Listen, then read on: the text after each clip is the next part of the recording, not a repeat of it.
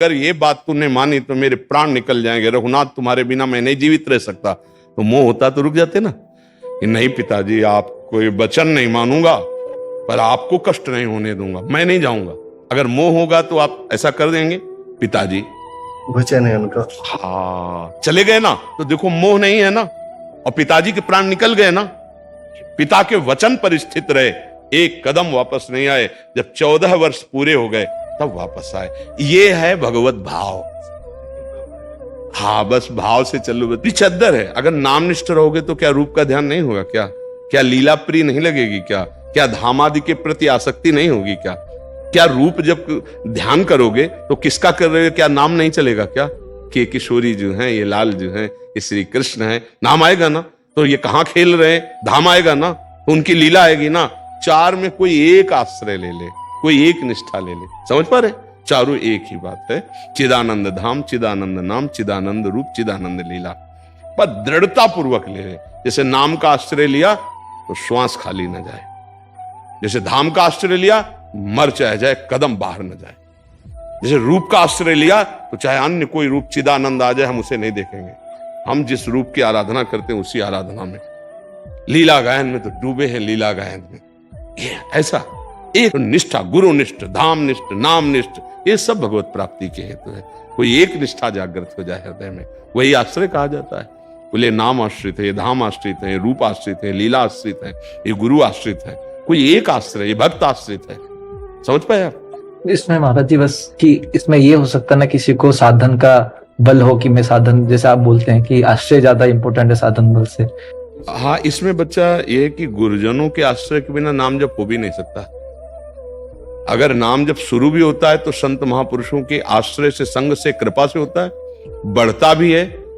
आश्रय तत्व की चर्चा, बहुत विस्तृत चर्चा हुई थी। एक दो साधक आए थे महाराज जी, क्योंकि उनके भी प्रश्न थे, तो उनका ऐसा मानना था, क्योंकि अभी भजन मार्ग में अभी इनिशिएटिव हुए हैं, अभी नए नए चलना शुरू हुआ है। वो कहते हैं कि कहीं ना कहीं बाबा प्रमाद आ जाता है। मतलब आश्रय है, मतलब उस बात को भी स्वीकार कर रहे हैं महाराज जी। नहीं, आश्रित है ही नहीं तभी प्रमाद आ रहा है। बात समझिए ना, आश्रित का तात्पर्य है एक भी श्वास अपने प्रीतम के चिंतन से खाली न जाना। वो आश्रय को समझ ही नहीं पा रहे ना। हाँ, तो आश्रय को ना समझने के कारण उनके अंदर आता प्रमाद।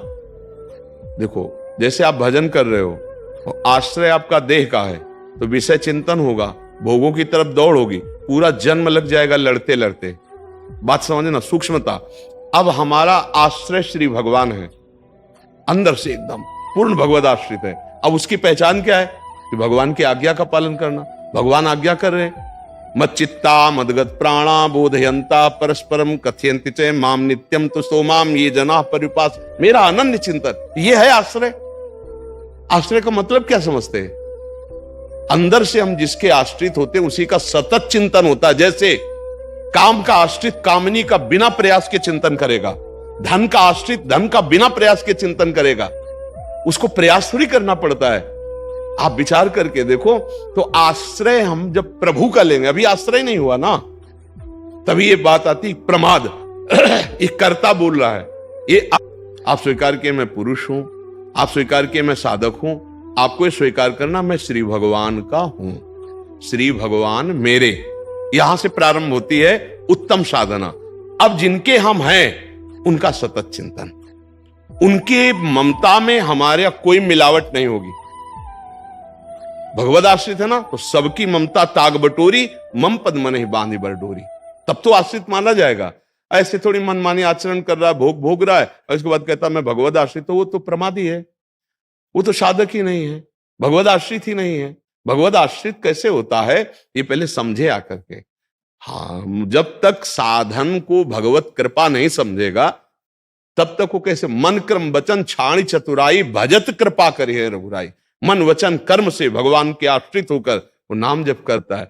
जैसे कल ये हुआ कि भगवान का भारत में क्यों अवतार होता है, अन्यत्र क्यों नहीं होता, उसकी चर्चा हुई। तो जैसे किसी ने एक दो कि भगवान तो असुरों का संहार करने के लिए अवतार लेते हैं, कहां अवतार लेते हैं?